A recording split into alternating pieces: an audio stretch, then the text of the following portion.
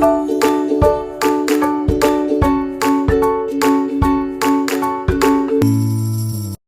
kami akan membahas bab 9 mengenai manajemen konflik.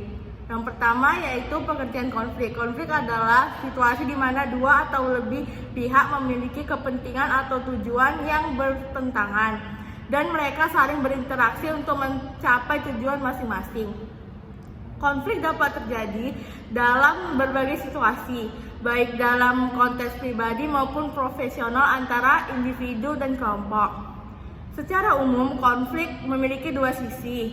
Yang pertama, konflik dapat memberikan dampak positif seperti mendorong munculnya ide-ide baru, meningkatkan kreativitas, memperkuat kerjasama, serta melatih kemampuan berpikir kritis dalam mencari suatu solusi.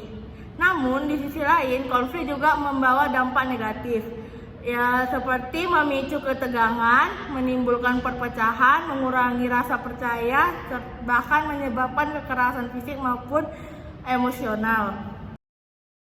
Slide kedua yaitu membahas tentang pendapat dari para tokoh di bidang manajemen dan psikologi terkait konflik. Yang pertama itu ada tokoh yang bernama Thomas Keenan Conflict Model Instrument atau disebut dengan TKI. TKI adalah alat yang dikembangkan oleh Kenneth Thomas dan Ralph Kahneman untuk membantu individu mengenali gaya penyelesaian konflik yang paling sesuai. TKI membagi gaya penyelesaian konflik menjadi 5. Di antaranya yang pertama yaitu kompetisi, kolaborasi, menghindar, serta akomodasi dan kompromi. Yang kedua ada pendapat dari tokoh yaitu Kenneth W. Thomas. Kenneth W. Thomas menjelaskan bahwa konflik dapat memberikan dampak positif maupun negatif, tergantung pada cara penanganannya. Jika dikelola secara produktif, konflik dapat meningkatkan kreativitas dan inovasi. Namun, jika diabaikan atau ditangani secara salah, dapat menimbulkan kekerasan dan merusak hubungan. Yang ketiga, ada pendapat tokoh yaitu Mary Parker Foles. Mary Parker Foles berpendapat bahwa konflik sebagai sesuatu yang wajar, bahkan bermanfaat jika diselesaikan dengan cara yang tepat. Ia menekankan pentingnya mencari solusi yang menguntungkan bagi suatu individu dan kelompok. Yang ketiga, ada tokoh yang bernama Peter Drucker. Peter Drucker menanggapi konflik sebagai bagian alami dalam kehidupan organisasi. Ia menekankan bahwa manajer yang efektif harus mampu mengelola konflik secara positif agar tidak menghambat kinerja dalam suatu organisasi, tetapi justru menjadi peluang untuk perbaikan. Slide berikutnya kita akan membahas mengenai karya para tokoh terkait konflik. Yang pertama ada The Anatomy of Peace.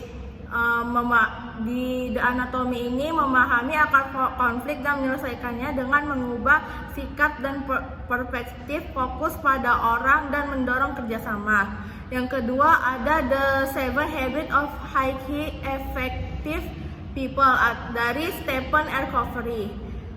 Membahas tentang kebiasaan sukses dalam konteks konflik, menyarankan kebiasaan think win-win atau mencari solusi yang menguntungkan semua pihak. Yang ketiga adalah Getting to Yes dari Roger Fisher dan William Ury.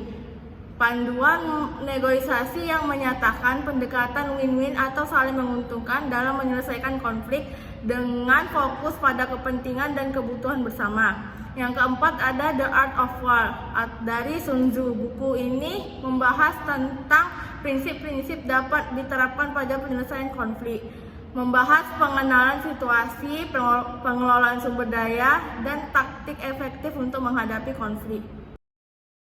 Selanjutnya itu saya akan membahas tentang macam-macam konflik. Nah, yang pertama itu terdapat konflik antar pribadi. Konflik antar pribadi itu terjadi antara dua orang atau lebih karena perbedaan pendapat, kepentingan, atau nilai. Nah, contohnya itu teman berbeda pendapat. Yang kedua itu konflik antar kelompok. Itu terjadi antara dua kelompok atau lebih karena berbeda pandangan atau tujuan. Contohnya itu konflik antar kelompok etnis. Nah, yang ketiga, konflik antar individu dan sistem. Ketidakpuasan seseorang terhadap sistem atau kebijaksanaan yang berlaku. Contohnya itu buruh dengan pengusaha tentang upah. Yang keempat itu konflik antar individu dengan lingkungan. Itu menjelaskan tentang ketidakcocokan seseorang dengan lingkungan atau situasi tertentu. Contohnya itu karyawan dengan lingkungan kerja yang tidak kondusif. Yang kelima, terdapat konflik antara organisasi. Itu menjelaskan terjadi antara dua organisasi atau lebih karena perbedaan kepentingan atau tujuan. Nah, contohnya itu dua perusahaan bersaing di pasar. Yang keenam, konflik antar negara. Ini menjelaskan tentang terjadinya antara dua negara atau lebih karena perbedaan pandangan atau kepentingan. Contohnya itu konflik militer atau diplomatik. Yang ketujuh itu konflik fungsional. Konflik fungsional ini menjelaskan konflik yang positif, meningkatkan kinerja dan kreativitas karena adanya perbedaan ide dan pandangan yang konstruktif. Nah, yang ke-8, konflik disfungsional. Konflik disfungsional ini menjelaskan konflik yang negatif karena mengganggu hubungan interpersonal atau kinerja karena perbedaan yang tidak menghasilkan solusi. Yang nomor 9 itu konflik terbuka. Konflik terbuka ini menjelaskan konflik yang diungkapkan secara jelas dan terbuka antara pihak yang bertikai. Contohnya itu pertentangan argumen atau perdebatan. Yang ke-10 itu konflik terselubung. Konflik terselubung ini menjelaskan konflik yang tidak diungkapkan secara terbuka dan terjadi di balik layar. Contohnya itu gosip dan sabotase. Yang ke-11 itu konflik horizontal. Konflik horizontal ini menjelaskan konflik antara individu atau kelompok yang memiliki kedudukan yang sama dalam struktur. Contohnya itu konflik antar departemen. Dan yang terakhir itu yang nomor 12, konflik vertikal. Konflik ini menjelaskan konflik antara individu atau kelompok yang memiliki kedudukan yang berbeda dalam struktur. Contohnya itu manajemen dengan karyawan. Bab selanjutnya yaitu ada penyebab konflik. Yang pertama, komunikasi buruk. Nah, kesalahan atau salah pengertian dalam menyampaikan atau menerima pesan. Yang kedua, ada trauma masa lalu. Pengalaman traumatik atau ketidakpercayaan dari masa lampau. Atau contohnya konflik etnis. Lalu yang ketiga, ada perbedaan tujuan. Pihak memiliki sasaran yang berbeda atau bertentangan. Contohnya manajemen ingin efisiensi, karyawan ingin kesejahteraan. Yang keempat ada perbedaan nilai, perbedaan keyakinan, nilai atau pandangan. Yang kelima, persaingan, perebutan atau kompetisi yang ketat. Yang keenam, ada sumber daya terbatas, persaingan untuk mendapatkan sumber daya yang langka. Contohnya lahan, air.